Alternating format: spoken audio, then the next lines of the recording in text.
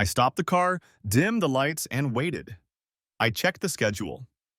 Yes, on Mondays, the express train was supposed to arrive at 10:10 p.m.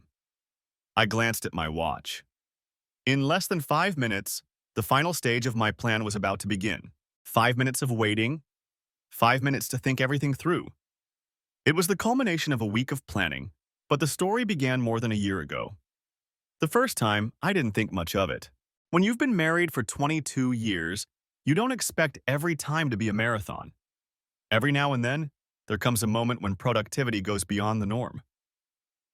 All I could do was apologize. When it happened again a week later, I started to worry.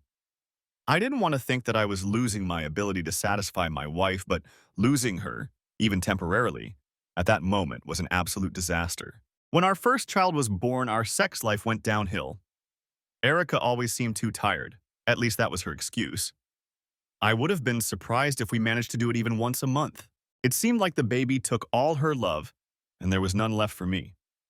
I guess I came to terms with it at some point because a year and a half later, our second son was born. When the boys got older and less demanding, I hoped things would get better, but I was wrong. It was very difficult for me to deal with the rejection, so I avoided it by putting her to bed and going to sleep myself. The realization that she didn't need me as much as I needed her hurt me deeply. But marriage isn't all about pleasure, is it? I could get by with once every couple of weeks. The main thing was that we loved each other. At least that's what I thought. Everything started to change when my younger son James left for college. We started spending more time together, and Erica became more affectionate. Once every 2 weeks wasn't enough, and soon we were doing it 2 or 3 times a week. Soon it became even more frequent. We were like newlyweds. I liked it, not only because it felt good, but also because it felt like we were getting closer again. For the first time in many years, I felt loved. I started to worry when she said she still needed something more. At my suggestion, she went to see a doctor. When I got home that evening, she looked a little depressed. The doctor said she was going through menopause. According to the doctor, it was her body's way of coping with the fact that she would soon be infertile. Her body was giving her the best chance to get pregnant before her eggs stopped being released. He told her it would only last a year or so and advised her to wait. As a man, I didn't see the problem. "I'm going to be infertile," she complained. "It's like the end of something special. I had a vasectomy 15 years ago. I did it because you didn't like the pills and other contraceptives we tried. Since then, childbirth has been over for me." I don't remember being so moody. "You weren't like that, were you? You're a man. It's not as important to you." Wait, I'm saying that the ability to have children is very important to a man. It's part of his reason for being. That's why I didn't want to have a vasectomy. We decided no. You decided you didn't want any more children. And now you're complaining that you won't be able to have children soon. To me, that sounds like whining because someone is taking away something you didn't want. I knew you wouldn't understand. I tried a different approach. "I'm really sorry, Rick, I am, but I can see the positive side of it. No more period pain, no more PMS. That's gotta be good, right?" He said it would only be for a year. That's encouraging, isn't it? I guess so. I hadn't thought about it, but at the time it was a shock. I sat down next to her and put my arms around her shoulders. "In a year, you'll be back to normal. Isn't that encouraging?" "No, not really. I like it this way. I told you I need more than you can give me. It's not your fault you can't be with me all day. I have to do this. It sounds like you're barely in control, but you say you don't want it to stop." I heard an owl hoot, and it brought me back to the present. I looked at my watch, 10:15 p.m. Where the hell was that train? The express never runs late. I looked down again, but it was nowhere to be seen. It was pitch black around me, not a soul in sight. I started to feel cold. My left hand was especially cold. I could have started the engine and warmed up the car again, but I didn't want to attract attention. I decided to just wait. The train might be late, but it would still come. Soon all my worries would be over. My personal disaster struck when I tried to deal with Erica's uncontrollable libido. The first time I became, so to speak, unresponsive, Erica understood everything. She said it was her fault that I was so demanding. However, when it started happening regularly, she became increasingly annoyed. I planned to see a doctor, but before I could make an appointment, Erica handed me a pack of Viagra. "Erica, I need to talk to a doctor. This may not be the solution." "Yes, but it could be. And what's wrong with trying?" If it doesn't work, you can go to the doctor. I didn't know enough about my problem to argue with her, and I could see the logic in what she was saying. Our relationship was already lacking spontaneity, and having to take a pill half an hour before sex only made things worse. The good news was that they worked. I was even able to put up with the side effects. Every morning my face was burning, my nose was stuffy, and I woke up with a hangover, but for a while they helped. After a few weeks, the problem returned and I increased the dose. I reached the maximum dose, but the problem still returned. My coworkers knew something was wrong. You can't go to work hungover every day without people noticing your decreased productivity. I worked in the same office as the most beautiful Cypriot woman named Evgenia Venesis. Evgenia was a beautiful woman, 5 feet tall and slim. We had been friends since college, and she had expressed a desire to continue our relationship on more than one occasion. One day she walked in and looked at me. "Kevin Johnson, when are we going to start a relationship?" "Don't even joke about that." "Who said I was joking? I love Erica. I would never cheat on her. Besides, I can barely support one woman, let alone two." I laughed, but there was definitely chemistry between us. At 32, Eugenia already had her own problems. Her ex-husband, Neville, had abused her and then tried to control her by threatening to kill himself. He was almost 6 feet tall, played on the local rugby team, and was the principal of an elementary school. I supported her through everything. Now she saw an opportunity to repay me for my kindness. "Problems at home, Kev?" she asked. "No, why would you think that?" "Come on. You hardly ever drink and now you're coming here hungover every day. Something must be royally wrong if you're turning to the bottle." "Listen, Jean, I'm not drinking. It's a side effect of the medication." "What medication are you on?" I had to tell her the whole story. She was horrified. "She prescribed Viagra for you. Have you been to see a doctor? You could have heart failure, Kevin. It could kill you. You have to stop taking those pills until you see a doctor." "I can stop. They don't help anymore." Eugenia hugged me tightly and made me promise that I would get checked out. Things were getting worse and worse at home. "I need a man, Kevin." I made an appointment with the doctor for the next day, but on Friday, the earliest appointment was for the following Tuesday. Erica couldn't wait that long. That evening, I waited until she went to bed and followed her shortly after. I was surprised to see the light on in the other room. I was even more surprised when I walked past the door and saw Erica climbing into the empty bed. "What's going on? Why are you sleeping here?" "There's nothing you can do for me that I can't do for myself. To be honest, you're just in the way. At least this way I won't have to put up with your snoring." I went to bed alone, feeling as bad as a man can feel. I was a failure, unable to perform the most basic function of a man. I lay in bed alone. I tried unsuccessfully to fall asleep. Around 3 in the morning, with her words still ringing in my head, I realized how things really stood. She had told me she needed a man, and now she was pushing me away. Maybe someone else was holding her back, or maybe they were giving her everything I couldn't. Erica stayed away from me for most of the weekend. On Saturday, she spent the whole day shopping, but didn't seem to buy anything special. On Sunday, she went to church and didn't come back until evening. I should have talked to her, but I wasn't sure I wanted to know where she had been, and besides, I was very tired. I was sure she had found someone else. And if I needed any more confirmation, it came on Monday evening when I found Erica packing her suitcase. "Where are you going, Rick?" "I'm sorry, Kevin, but it's not working out. I need more than you can give me, and you give very little." "Don't do this, Erica. The problem is probably temporary. Things will get back to normal soon." "I know it's temporary, but even when it's over, I'll still need entertainment sometimes." "I was talking about my problem, not yours. Many men suffer from erectile dysfunction to some degree. It's often temporary." She stopped packing for a moment and hugged me. "I hope so, Kevin. I really do. I know you love me, and I feel terrible doing this to you, but he's younger and so reliable. He takes me places you could never take me. It's not your fault. I just need him right now. It'll be over soon, my libido will calm down, or he'll get tired of me, and we can go back to our normal lives. We don't love each other or anything like that." She let go of me and went back to her things. I left her there and went downstairs. It was a little over half an hour before she appeared at the top of the stairs with 2 large suitcases, an overnight bag, and a large suitcase. She started down the stairs with the smallest suitcase and noticed me looking at her.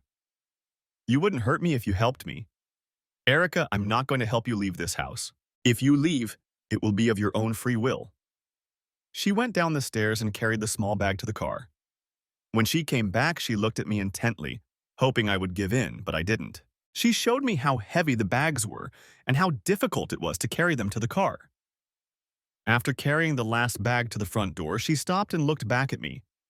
It doesn't have to end this way, you know. It's not forever. Can't you just be happy that I've found someone to take the burden off you? Please don't do this, Erica. We can get through this. We both know you're not doing this for me. If you stay, we still have a chance, but if you leave now, you won't come back. Here, you do it yourself or I will. I held out my cell phone to her. She looked at the screen and saw her number. Oh, what the hell are you talking about? I'm deleting you from my phone and my life. Are you going to do it or am I? Oh, stop being so melodramatic, Kevin. She was already starting to yell. Of course I'll come back. I just need a real man right now, not a pathetic excuse for one. She stopped mid-sentence, realizing what she had said. I'm sorry, Kev, I didn't mean that. No, you finally said what you think. There were tears in her eyes as she turned and walked away. I pressed the button on my phone and watched the number disappear. The door closed, and I slid the bolt. That night, I experienced a whole range of emotions. At first, I was angry. How could she do this to me? I gave her the best 20 years of my life, and she dumped me at the first sign of trouble. Through sickness and health, in wealth and poverty, and of course, denying everything else. How could she be so arrogant as to believe that I would sit around and wait for her to come back? I tried to figure out what I was going to do. I would find her new boyfriend and destroy him. I would kick her out of the house. All these thoughts raced through my mind, and I tried to convince myself that I would do all of these things. But deep down, I knew I wouldn't. As I tried to fall asleep, I became more and more depressed. Everything I thought about made me feel even more depressed. I must have fallen asleep because I had a dream. I saw my students standing around laughing at poor old Kev, who couldn't get out of bed. I saw Erica and her lover giggling about how she missed having a real man. I saw Erica explaining to my son how their worthless father had let her down when she needed him most. When morning came, I struggled to get out of bed. I made coffee but didn't want to eat. I called the college and said I was sick and stayed home. I wanted to cry, but the tears wouldn't come. By noon, I couldn't function properly. I was brought back to reality by the ringing of a phone I couldn't find. Throwing all the pillows off the couch, I found Erica's phone. That was the first thing that prompted me to take action. I took the phone, went to the bathroom, and sat down on the toilet. I knew I had to protect myself and my sons. I thought I could trust Erica, but I didn't even know who her lover was, so I needed to protect my finances.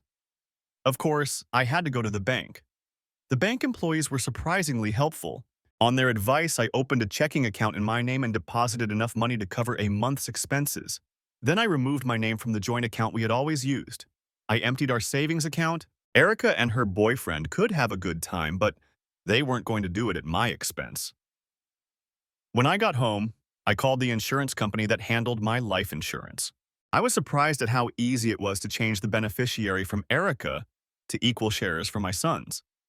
The next day, I went back to work. Between classes, I stopped by the HR department and arranged to have my salary transferred to my new account. I did the same with my college insurance policy as I did with my life insurance. On Friday, I was able to meet with a lawyer to change my will. That is what led me to be waiting for the train on Monday evening. I didn't understand why I was so cold, and the damn heartburn was killing me. I was looking at my watch when it happened. The bell rang, the red lights flashed, and the barrier came down behind me. I turned to look at the tracks and saw the train coming around the bend. Soon it would all be over. My suffering would be almost over. But something was wrong. The train was moving much slower than usual. What's more, it seemed to be getting slower and slower. In the distance, but in my direction, two blue lights were flashing. The heartburn intensified significantly, and I clutched my chest. Suddenly, the flashing blue lights appeared in my rearview mirror. A police car stopped on the other side of the barrier. I wanted to start the engine and drive away, but I couldn't take my hand off my chest. Two police officers approached the car. One knocked on the window, but I didn't move. The heartburn was getting worse. The cop asked if I was okay, but I could only stare at him. Unable to keep my eyes open, I lost consciousness while the cop continued to talk. I remember nurses bustling around me, machines beeping, doctors poking and prodding me, and me drifting in and out of consciousness. Soft lips caressed my forehead. A gentle hand embraced me. But then I lost consciousness again. Bright sunlight streamed through the blinds, beckoning me back to the world of the living. I fluttered my eyelids and looked up at the blurry world. I began to focus and soon made out the TV above the bed and the magnolia-colored walls of the ward. Someone was standing next to me, and I started to look around. The nurses were busy with their work. I turned my head to the other side and saw her. "Welcome back," she said. "We were a little worried." I looked at her beautiful face. There was so much love in her big brown eyes. "Eugenia, what are you doing here?" "Well, someone had to be here. James is coming for the weekend. Peter asked me to keep him informed, and he'll be here as soon as he can. It's a long way from Durham." "But how did you find out?" "The hospital called me. Your number was the only female number in your phone, so they assumed I was your wife. When they called, I thought it was about my ex-husband. When I found out it was you, I had to come." "How long have I been here?" 2 days. I've been coming here between classes and lectures. The college has been very understanding. Everyone is looking forward to your return, and some of your students want to join you when you're better." "Erica? I don't think she even knows. She hasn't called you and she's not home. I'm not trying to hide it from her, but I'm not going to look for her either. I think she's the reason you're here." She squeezed my hand and kissed me lightly on the lips. When she looked at the monitor screen, a smile spread across her face. You must be getting better. When I did that, your heart rate went up 10 beats a minute. I have to get back to work. I'll be back after lunch and we'll see what the doctors say." Evgenia returned to me when the lead surgeon made his afternoon rounds and began to tell me what he had done. "You're very lucky, Mr. Johnson. Lucky that you were found in time, and lucky that I had a particularly busy day and was still here when you were brought in. We performed emergency bypass surgery. You'll be in a lot of pain for a while, but everything looks good. I'm surprised it turned out so well. You didn't have any symptoms? You must have been in a lot of pain." "Not really, doctor. I've been having a lot of digestive problems lately. Heartburn. But I didn't think much of it. It's normal at my age. I've been short of breath and constantly tired, but I blamed it on my sedentary lifestyle." The doctor just shook his head. "Any problems in the bedroom?" "Well, yes, but that's why I take Viagra." "Viagra? Are you out of your mind? Who prescribed that for you?" "No one. My wife bought it online. Damn online pharmacies. If it were up to me, I'd shut them all down tomorrow." He turned to Eugenia. "I hope you're happy, Mrs. Johnson. Your husband was on the verge of death. If only he had gone to the doctor, none of this would have happened." "Wait, doctor," I called after him. "That woman is not my wife. She's not to blame for anything. It's my fault and my wife's fault, but Eugenia insisted that I go to the doctor. I was the only one who didn't see the point. I know it's your duty to save me, but honestly, I'd rather you didn't bother." Anger immediately flashed across Eugenia's face. "Kevin Johnson, how can you be so selfish? What about your family? Don't they matter to you at all?" "The boys will be upset for a while, but they'll get over it. I've provided for them. It's just money, Kevin. They don't need money, they need you. What about their children who will grow up without a grandfather? What about me? We all need you, Kevin, and don't you dare say he shouldn't have bothered. If you say something like that again, you'll never see me again." She asked the doctor to speak to her alone. He looked at me for confirmation. "Of course, doctor, go on. She needs me more right now. And as for my wife, you'll have to find her first." Evgenia put her hand on his shoulder and left with him to his office. When she returned, her eyes were still filled with anger. "She left you, didn't she? Is that really a reason to wish you dead? I think it's a reason to be happy. You don't know why she left. I can't do it anymore, even with Viagra. I can't perform the basic functions of a man. I don't blame her for leaving. I blame her. She abandoned a sick man. Even if she didn't know about your heart, she knew very well what erectile dysfunction was and how it affected you. All she did was make the situation worse. Now she's gone to great lengths to satisfy her selfish desires. Don't defend her to me, Kevin. I'm not ready to listen. You may be ready, but the fact remains. You don't need me now? You can't say that. You'll probably get better once you get help. Most women need more than that." She sat down next to the bed, took my hand, and told me everything that had happened at work. She was still there when the police arrived. I made it clear that I wanted her to stay while I talked to them. They asked why I had stopped on the railroad tracks. I didn't know where I had stopped the officer. Something went wrong, and I pulled off the road to avoid an accident. "I see, sir. Can you tell us why you turned off your headlights? No, I can't. I think it was just a habit. You stop the car, turn off the engine and the headlights.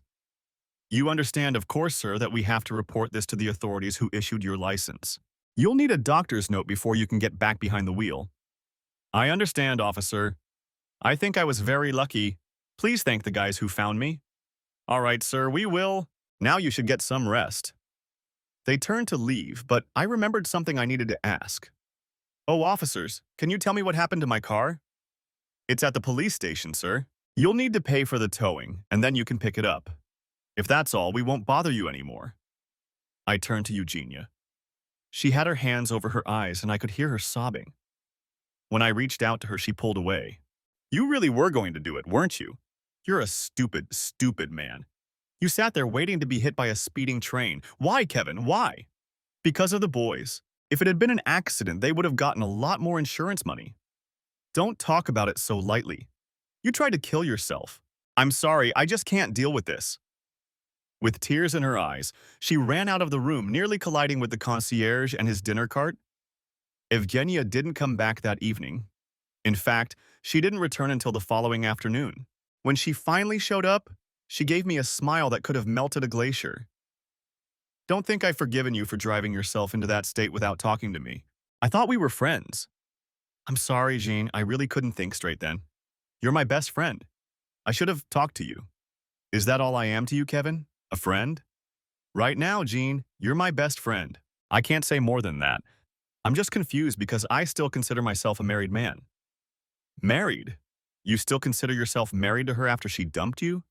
After she made you feel worthless and left you for someone else? Let me tell you something, Kevin Johnson. Being a man isn't everything. If she can't understand that, she doesn't deserve you. How long have you been here? 4 days, and she hasn't even called you. She probably doesn't even know I'm here. Wake up and smell the coffee, Kevin.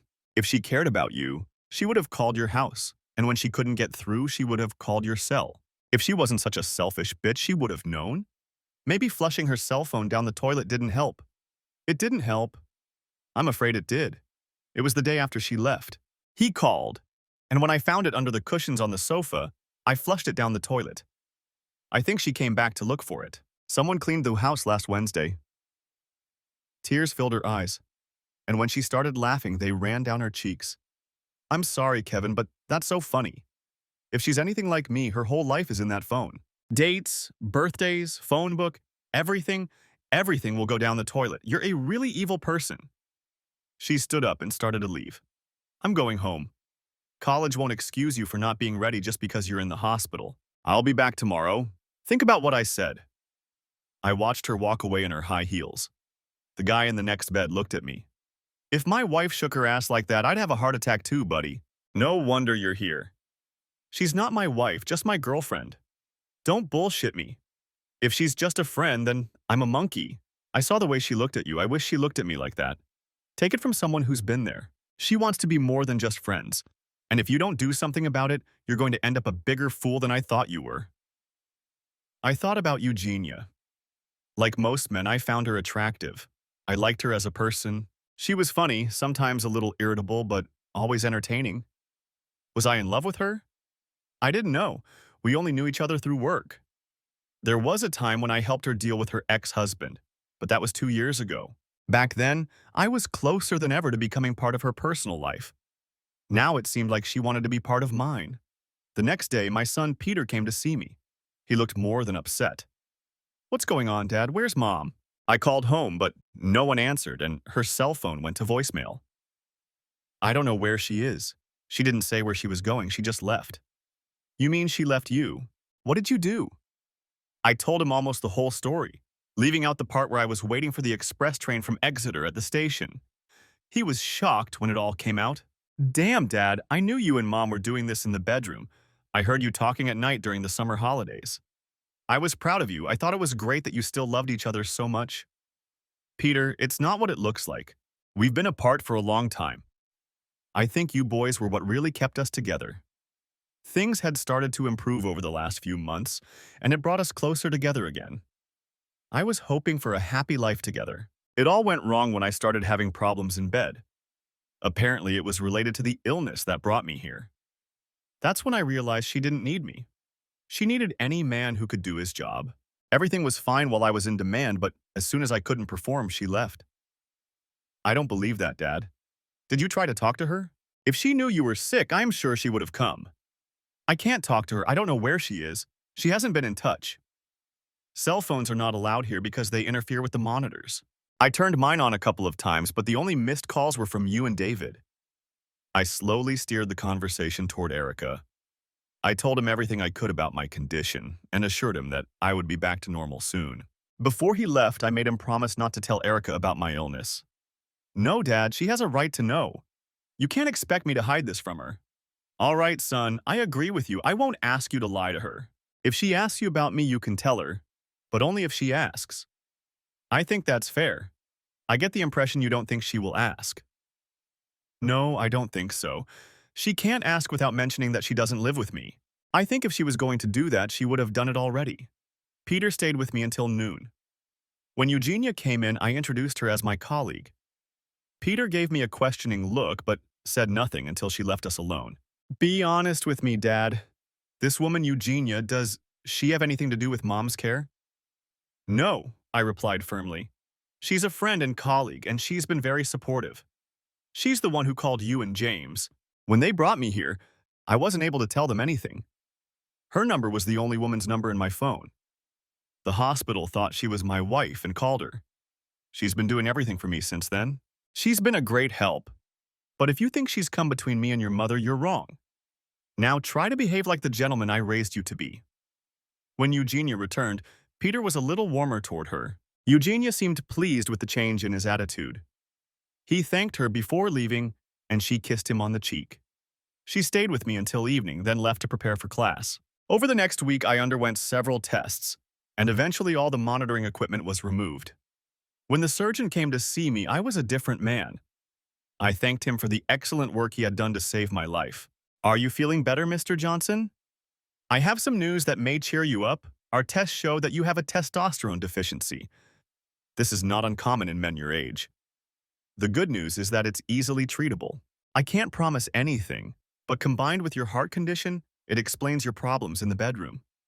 If you can cure me of that, I'll be even more grateful.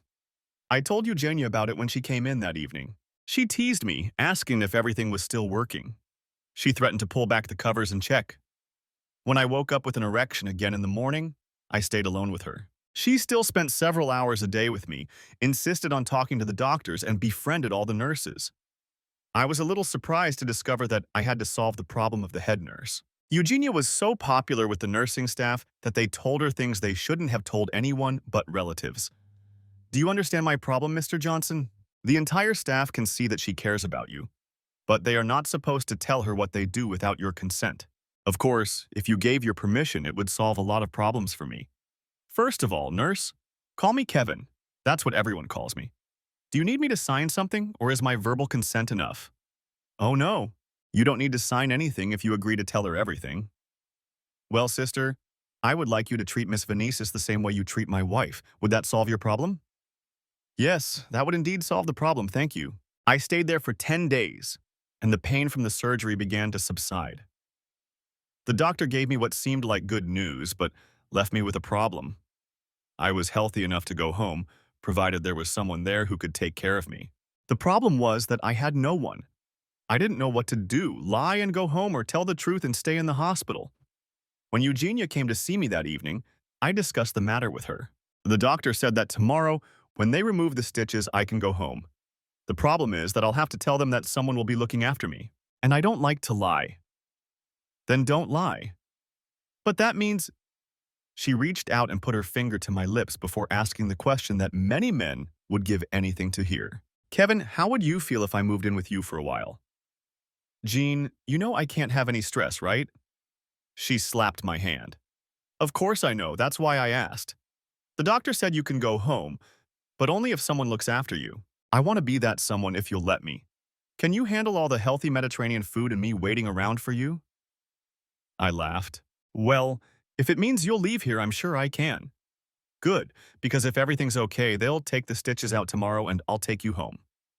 I reached out and took her hand. Jean, the other day you asked me if you were just a friend to me. You're a friend, A very good friend. But you mean much more to me than that. I'm still a little confused right now. The last 2 weeks have been very difficult for me. I've been married too long to think about relationships with other women. If you're willing to accept that this old man can fall in love with his nurse, I'd be very happy if you'd be my nurse. She smiled slyly. You just want me to wear a uniform. Give me the keys to the house.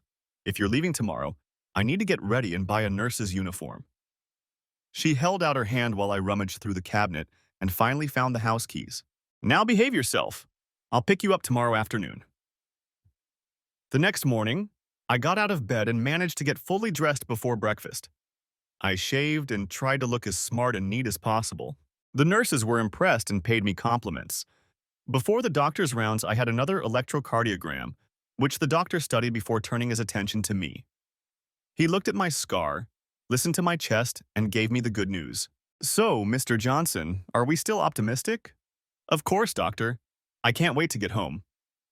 I've been told that you'll have someone to look after you at home, so I think we can discharge you today. I should remind you that you need to take it easy for the next 2 weeks.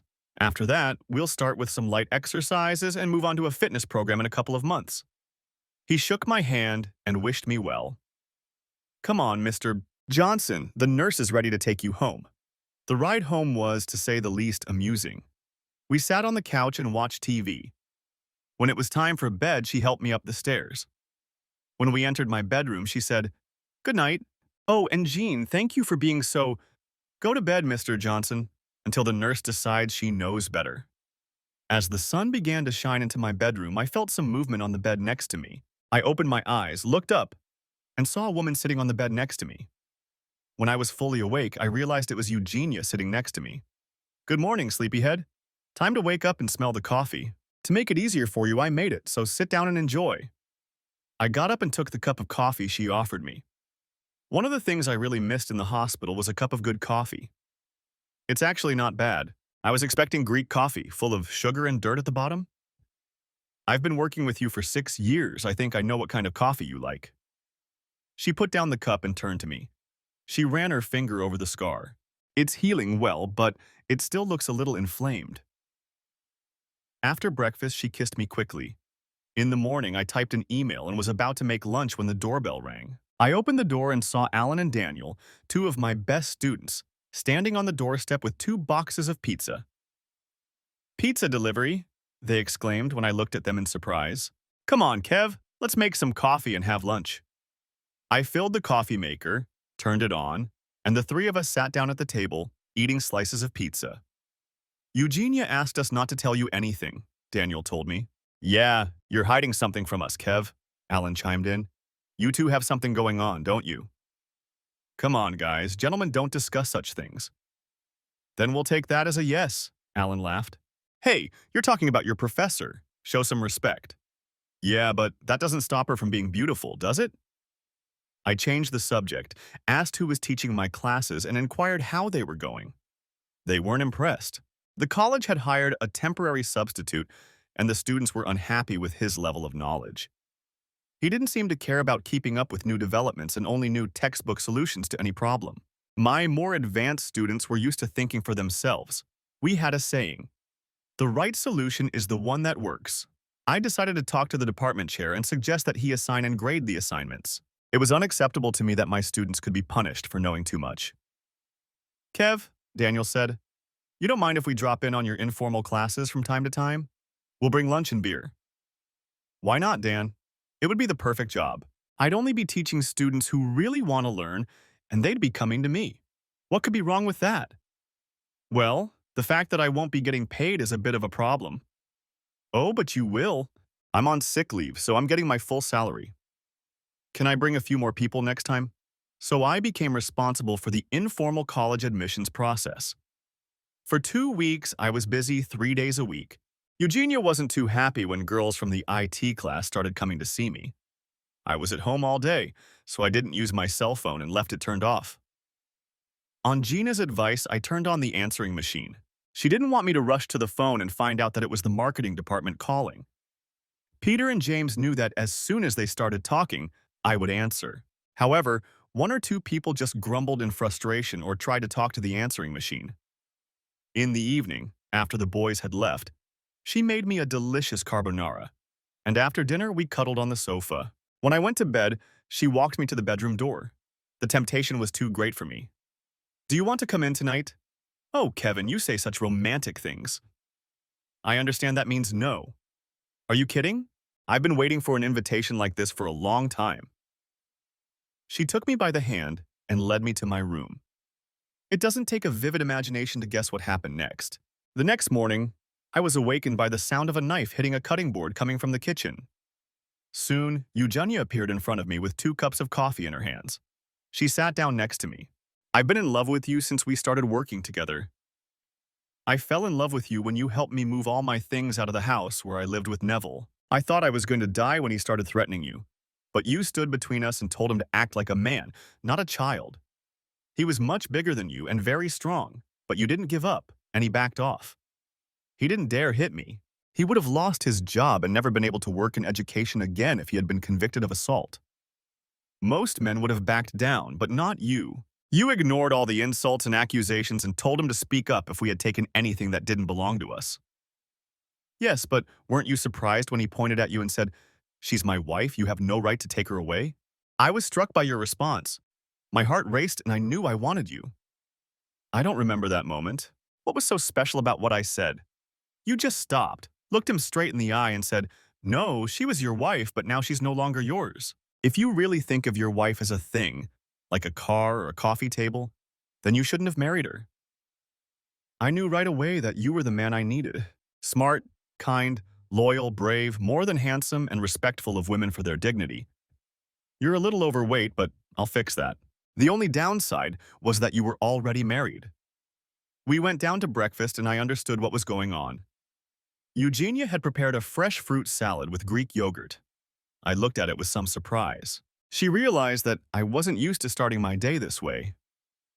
I told you we're going to eat healthy now. Don't worry, eggs and bacon aren't going anywhere, but we'll try to change your diet. I don't mind, but don't expect me to start liking cornflakes.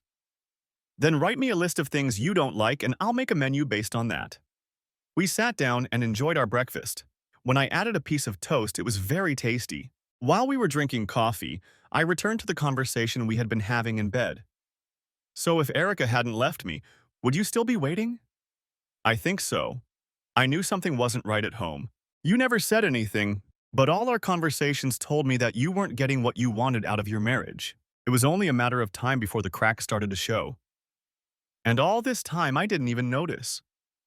Why should you have? I didn't chase after you or anything like that.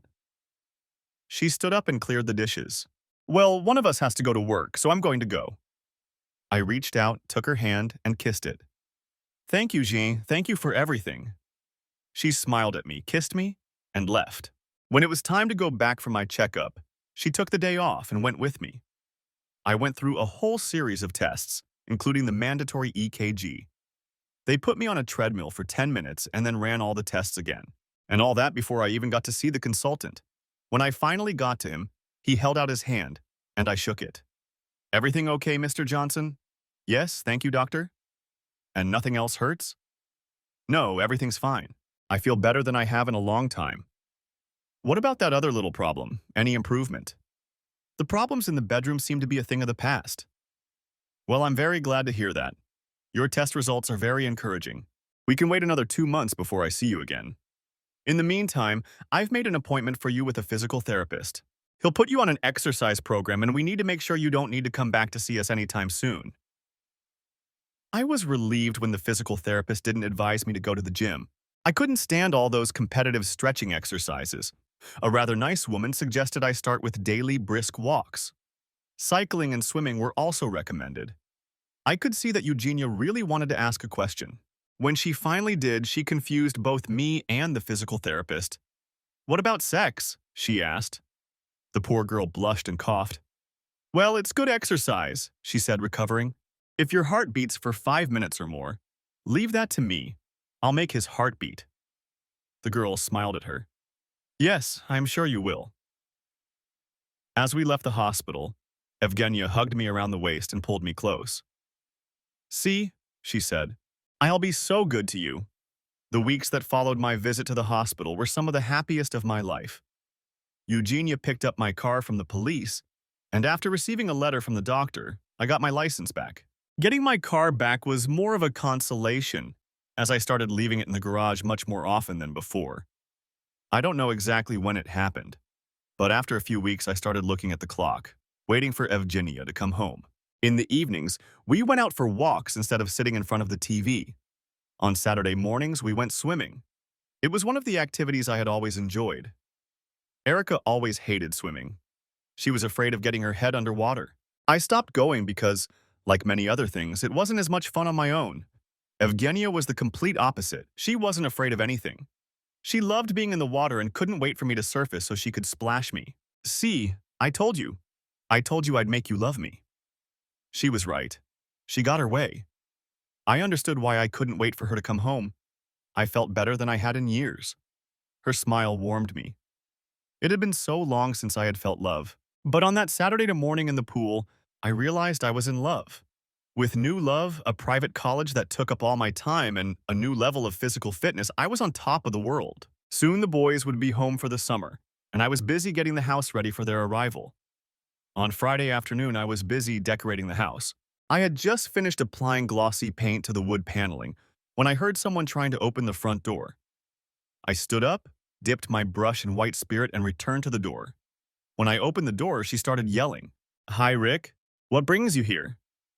"I live here, and what are you doing home?" "I'm on sick leave, and to correct your statement, no, you don't live here. You used to live here. You moved away, remember? In search of a better life or sexier men, wasn't it?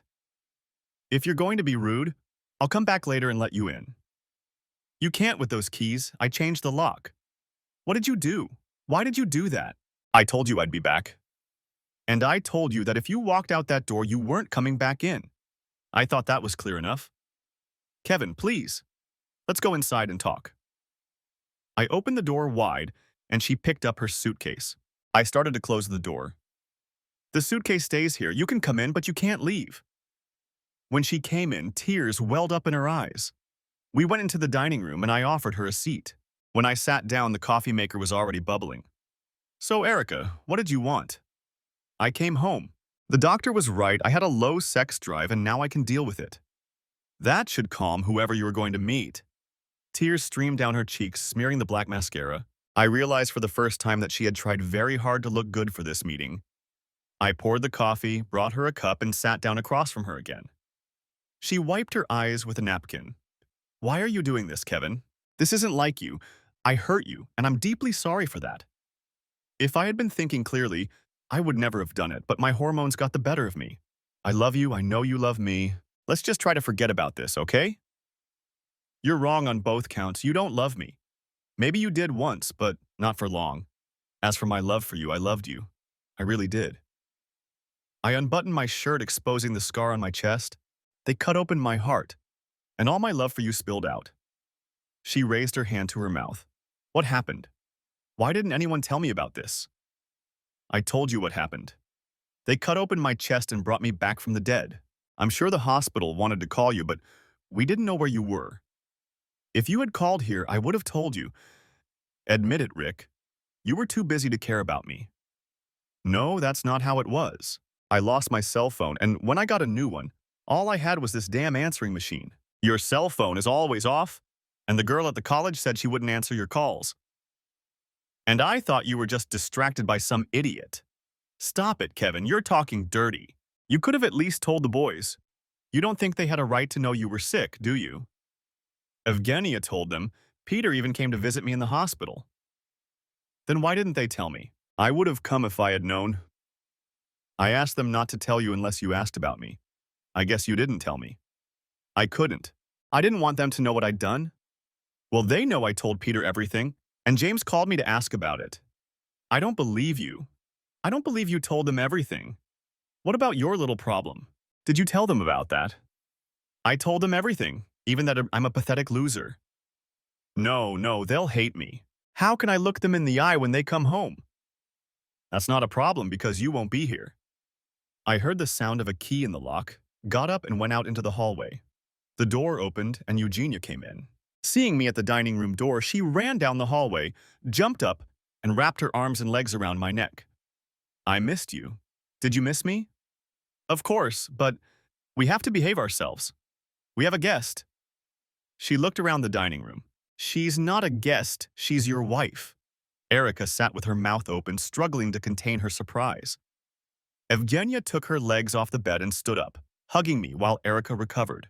What is she doing here and why does she have a key? She lives here, unlike you. Erica wasn't going to give up. After letting out her first breath, she looked Evgenia straight in the eye. Thank you for looking after him, dear, but now you can go home. I'll take care of this myself. You see, Kevin has a little problem that he obviously didn't tell you about. You'd better go back to your boyfriend. I'm sure he can take care of you much better than Kevin. I think Kevin has everything I need, thank you. Erica was stunned for the second time.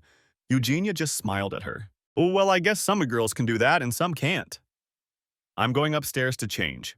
I'll leave you to sort everything out here. With that, Eugenia turned and ran upstairs.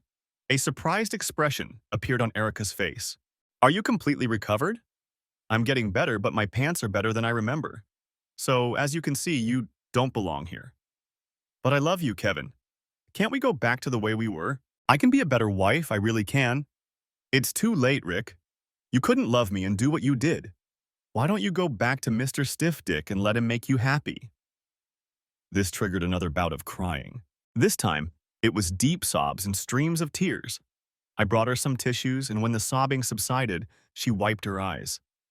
So what happened? I asked.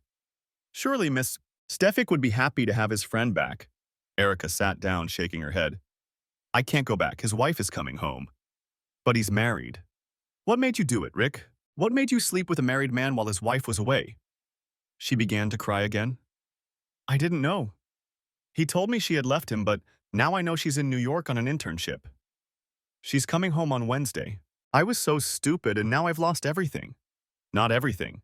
It looks like you have a secret bank account. Yes, I found it when I was dividing our finances. There was £5,000 in it and only you can touch it. Today was a day of surprises for Erica. She had no idea that I had divided our finances, let alone that I had found her stash.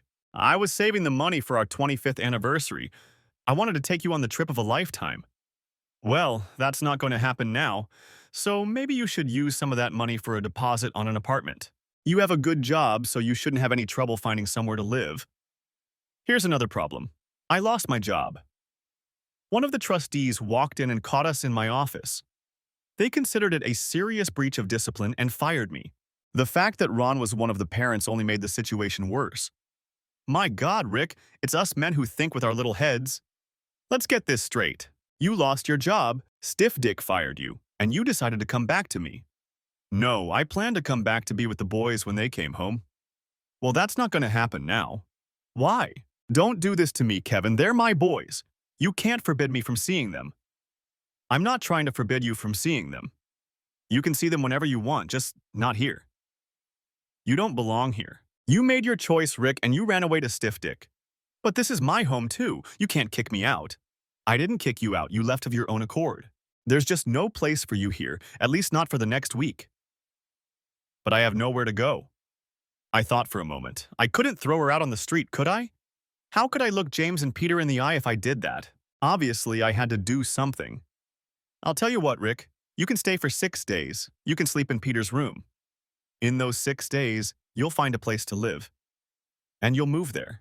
Once you find a place, the boys can come see you whenever they want. Relief washed over her face, and I even noticed the beginnings of a smile.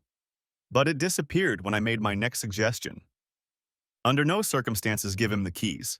If you leave and come back and no one is here, you'll have to wait for us to return. Is that okay with you? I think so. Okay, how much is dinner?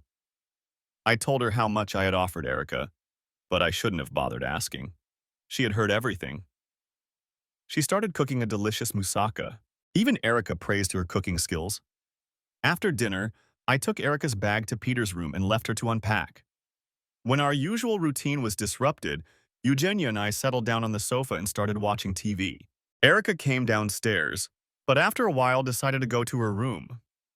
As soon as she left, Eugenia whispered in my ear, I have something special for tonight.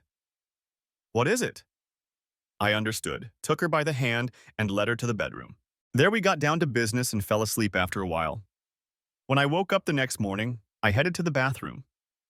As soon as I got out of the shower, I heard loud voices coming from the kitchen. I opened the bathroom door to see what they were talking about. It wasn't clear enough to make out what they were saying, so I climbed to the top step of the stairs. "You're wasting your time," Erica said. "He loves me. He's invested 20 years in me. We have 2 sons. He can't just turn his back on me." "Why not? You loved him."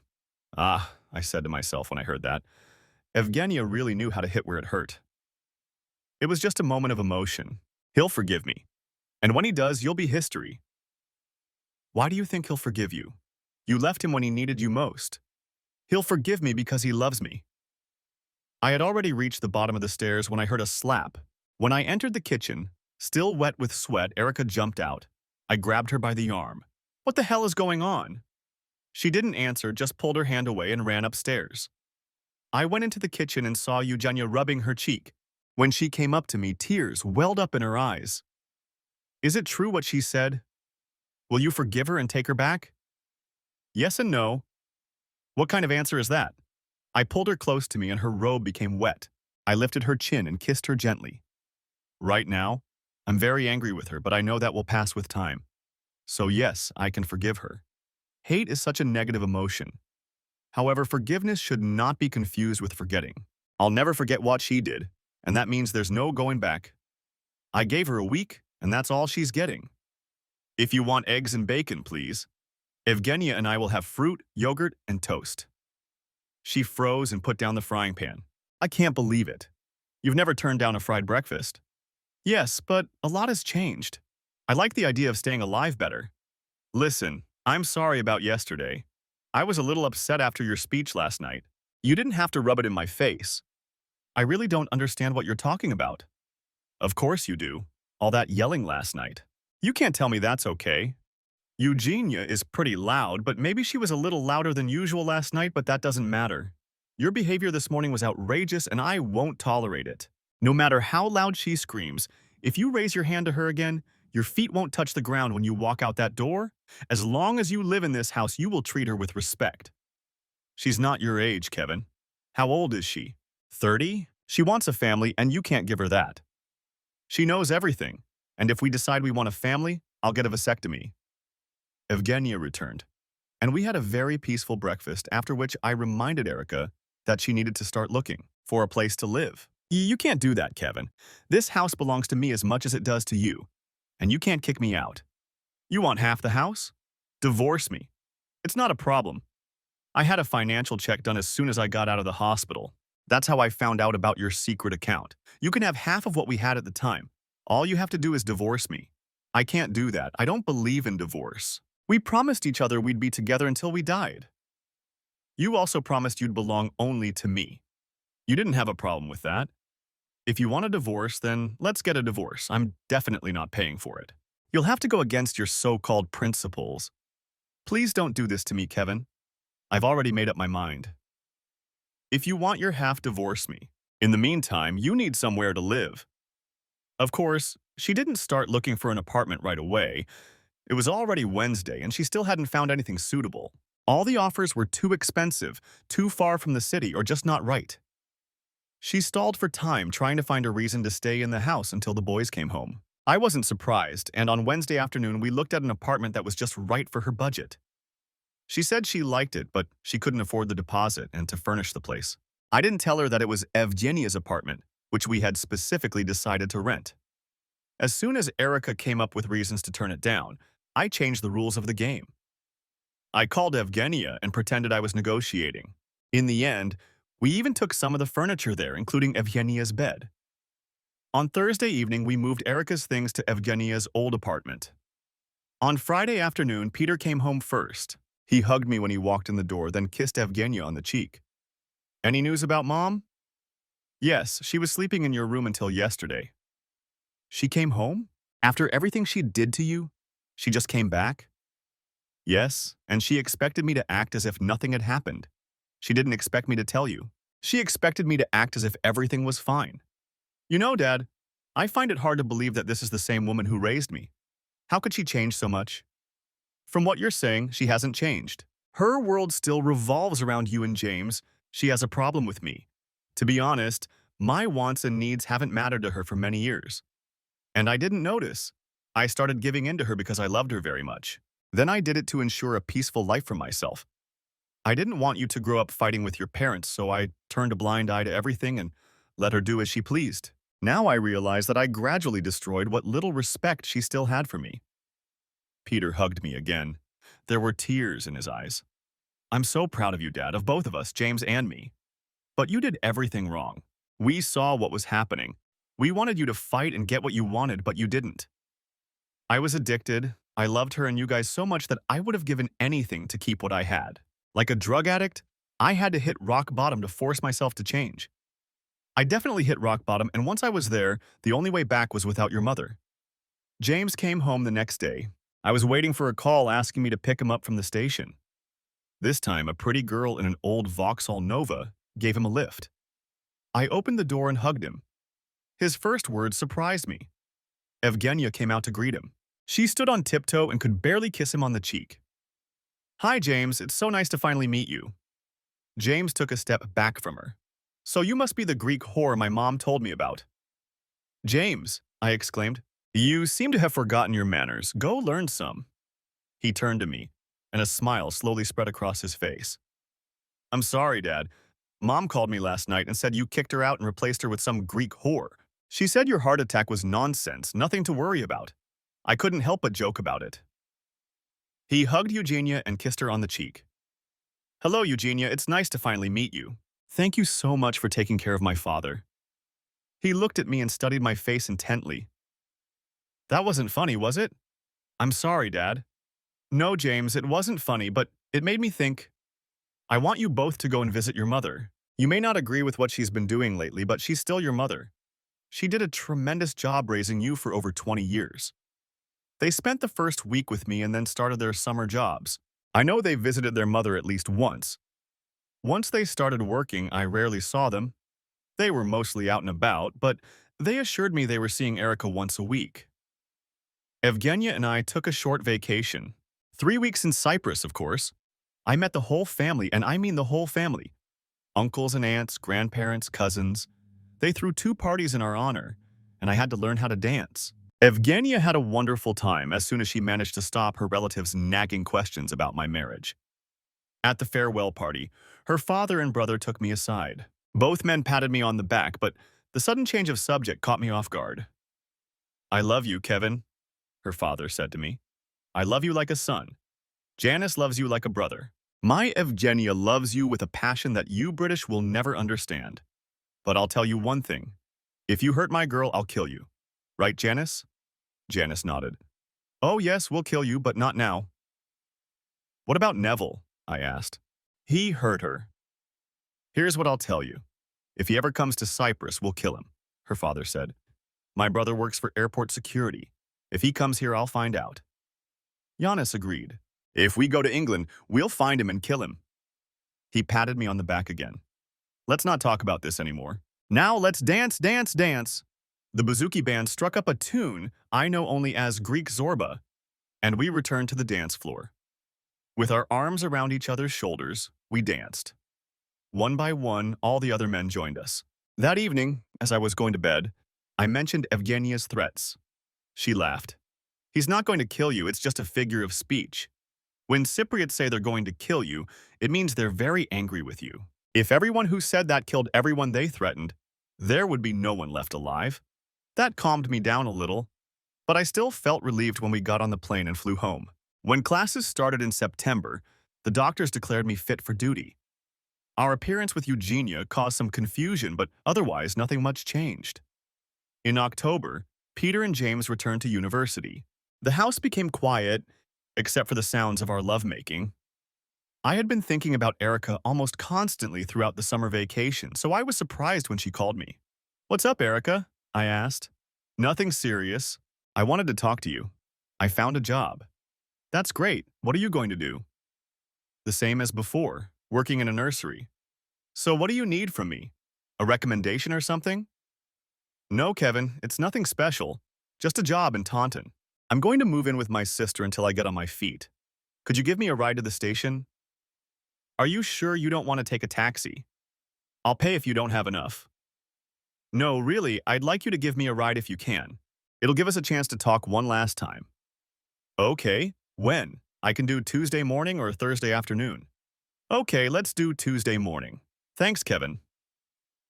Eugenia was sure that Erica had ulterior motives. I wanted her out of my life. I hoped she wanted to talk about the divorce, but maybe that was too much to hope for. The weekend flew by, and before I knew it, it was Tuesday morning, and I was standing outside Erica's house. She came out to meet me and invited me in for a cup of coffee. We sat for a while before she spoke. I was a selfish bitch, wasn't I? I'm not going to argue with you. That's right, Kevin. Don't sugarcoat it, just tell me the truth. Well, you asked. Yes, I did. Tell me, Kevin, are you happy? Does she make you happy? Yes, she really cares about what I want. We don't fight for control all the time. Is that how you imagined our relationship? No, not then, but lying in the hospital, I had a lot of time to think about it, so yes, that's how I feel now. Why don't you feel that way? I didn't understand it then, but I do now. I've always loved you, Kev, but somewhere deep down I lost my respect for you. Every time there was a conflict, you gave in. I complained about your music. You stopped listening to it. I refused to go to motorcycle parties with you. You stopped going. Come on, Rick. You didn't just complain about my music. You walked into the room and turned it off. When I argued, you started, "What's that awful noise? The neighbors are going to think you're killing me." You were picking on me. I didn't want the boys to see us fighting, so I gave in. It didn't seem that important. When it came to motorcycle racing, you realized it wasn't just that you didn't want to ride. I remember all the emotional blackmail, the stories about how the boys needed shoes while I was out having fun at the races. You told me I was always too busy to spend time at home, but you could squeeze in a weekend to go racing. I worked long hours to give you what you said you needed. I stopped going to races because, honestly, it was a choice between that and losing my family, and I couldn't bear the thought of losing my boys. Looking back, I regret not giving up something you didn't like. Along with everything else I gave up, a part of Kevin Johnson died. I wasn't myself anymore. I was just your husband who did everything you wanted. I actually liked working. At least there I felt important. My colleagues respected me, my students looked up to me, and 20-year-old girls flirted with me. At home, I was completely under your control, but that didn't change anything. On the contrary, it only got worse even though you continued to do things your way. I watched the tears stream down her face. She paused, then wiped her eyes and looked at me. I'm sorry, Kevin. I can't explain why I did that. It must be because of my mom and dad. They always had a turbulent relationship. I thought it was normal. My mom would provoke my dad, they would fight, and then make up a couple of days later. When I provoked you, you just kept quiet and kept everything inside. I started to think you were weak. Even my father fought it back more than you did. As far as I remember, he left your mother when you were 12. Didn't that teach you anything? If that's your idea of marriage, you should have told me from the start. We could have avoided a lot of heartache. I'll tell you, Rick, the moment your attachment became insane, I was ready to leave. If we made love once a month, it was unusual, and only if you had a couple of drinks. You didn't even like me touching you. Do you have any idea what constant rejection does to a man?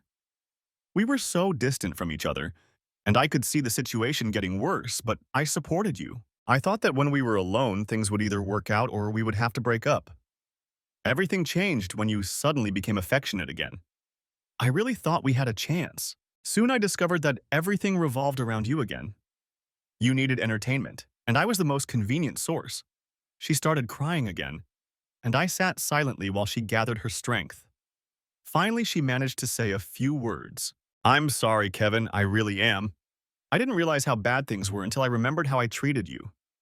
When you started having problems, I should have convinced you to see a doctor. I was too caught up in my own needs to understand what that meant to you. I was looking for instant relief and gave you Viagra. My God, I could have killed you. I don't blame you for being angry with me. What I did and said to you is unforgivable. I don't know what came over me. I really thought I could do whatever I wanted, and you would just accept it. I looked at my watch. What train are you leaving on? Isn't it time for us to go? The express from Exeter arrives at the station at 11:15. I have to be there by then. I'll get my bag and we'll go. I carried her bag to the car. It seemed a little light to me. As I walked past her car, I asked her one more question. Why are you taking the train? Why don't you take the car and bring all your things with you? You know I don't like long trips. Besides, it's almost impossible to park in Taunton, and Julie's house is just a stone's throw from the nursery. I offered James the car if he wants it. If not, maybe you can sell it for me. I nodded in agreement and got into the car. When Erica got in, she smiled at me with such a warm and loving smile that I recoiled slightly. I shouldn't have asked. I can see she makes you happy.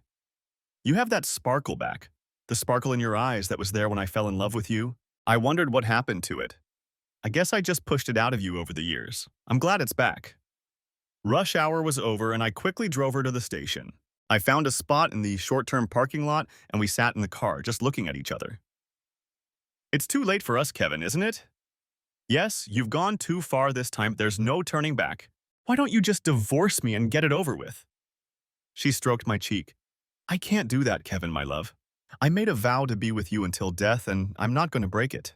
I'll always be your wife even if you divorce me. I shook my head, got out of the car, and took her bag. We walked arm in arm into the station building and onto the platform. You don't have to wait. You need to get back to work.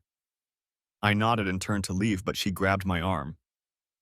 Tell the boys I love them. Tell them yourself Taunton isn't that far away. Stop pretending, Kevin. They only come to me because you send them. Give them time, they'll understand. She hugged me around the neck, pulled my head toward her, and kissed me with a passion I never knew she had. When we parted, she whispered, I love you, Kevin Johnson, and I'm letting you go. Now go before I start crying. Tears welled up in my eyes as I turned and walked away. It's impossible to part with 20 years without sadness. I got into the car without thinking, started the engine, and drove away. As soon as I parked in the college parking lot, the phone rang. It was Eugenia, and I answered immediately. Did she leave? I think so. I left her on the platform. She's waiting for the express to Exeter. She should be on her way by now. I doubt it. The express doesn't stop at Branston Junction and doesn't go to Taunton. Are you sure she got on that train? Well, she said it was the one she was waiting for. Oh my God. What's wrong, Kevin? Is something wrong? I can't talk right now, Jean. I have to get back to the station. I hung up, started the car, and sped out of the parking lot with a screech of tires. It's amazing I wasn't arrested for speeding on the way to the station. I drove as fast as I could, ran red lights, did everything I could to get to the station faster. As soon as I pulled up to the entrance, I realized I was too late. Police cars and ambulances were parked in front of the entrance. I left my car in the parking lot and ran to the entrance. The gate was closed and locked. A few minutes after I started banging on the gate and shouting, a police officer approached me. There's been an incident, sir. The station is closed. What kind of incident? My wife is on the platform. I'm afraid that's all I can tell you, sir. I have to ask you to leave. I didn't know what to do next, and more out of habit than anything else, I went back to work. It's amazing how well you can work in a state of shock. It's like a plane flying on autopilot. That's how I am. I shut out all possible options and go about my usual business. At 4 o'clock in this afternoon, the head of the department came into my lab. Mr. Johnson, you are wanted in my office. I will take over the rest of the class and take care of your affairs. When I entered his office, I was not surprised to see the same police officer I had met at the station. Standing next to him was Eugenia. He asked me to sit down and broke the bad news. Witnesses claimed that a man had affectionately said goodbye to her on the platform. After he left, she looked upset. When the train roared through the station, she calmly turned around and stepped onto the tracks. She didn't stand a chance. The funeral was modest. James gave the eulogy. I noticed a couple I didn't know at the back of the church. When the coffin was carried out, I approached them to thank them for coming. They tried to leave, but the door was blocked by the coffin and the pallbearers. When I reached out to thank them for coming, the man burst into tears and said through his sobs how sorry he was. I'm so sorry, I said. I know you. He continued to sob, and then his wife intervened. No, you don't know us, Mr. Johnson. My husband was on this train. He's been like this ever since. I told him it was a bad idea, but he said he had to come. I ran over to the man and hugged him. Patting him on the back, I said, It's not your fault, old man. She just used your train to do what she wanted to do. There was nothing you could have done. None of us could have. His wife squeezed my hand. Thank you, she said, and led her husband away. There were more tears at the grave, some sincere, some not. Both of my sons were clearly upset. The pastor said what he had to say, but I didn't hear a word. We all threw a handful of dirt on the coffin, and one by one, the people left. A light rain began to fall, and I stood there alone staring at the coffin. You know, Rick, it wasn't supposed to be this way. I was supposed to be lying there, and you were supposed to be standing here gloating about Stiff Dick moving into our house. By the way, I never thought about the train driver. I guess I was just as selfish as you were at that moment. Don't worry, I'll take care of our boys. You know they love you, and I guess in a way, I do too. I really didn't want it to end like this. I threw the last handful of dirt on the coffin and walked away. Eugenia was waiting for me at the cemetery gate. She opened the door of the limousine that was to take us home. James and Peter were waiting in the car. You have to be strong for those two, she said, and I'll be strong for you. 3 weeks passed before the boys returned to college. The college strongly recommended that they take the entire semester off, but I think they wanted to immerse themselves in their work. I insisted that they see a psychologist every week. When they left, I felt I could let my grief out. As Evgenia reminded me, I had lost 22 years of my life. I had lost the person I loved and with whom I had once planned to grow old. It was normal to feel the loss. Whenever I cried, she was always there to support me. Of course, this made me love her even more, and 3 months later, I proposed to her. Mom, Dad, and Janice are coming to the wedding. If I were Neville, I wouldn't get distracted. The end. Thanks for watching. I hope you enjoyed it. Subscribe to my channel and stay tuned for new videos.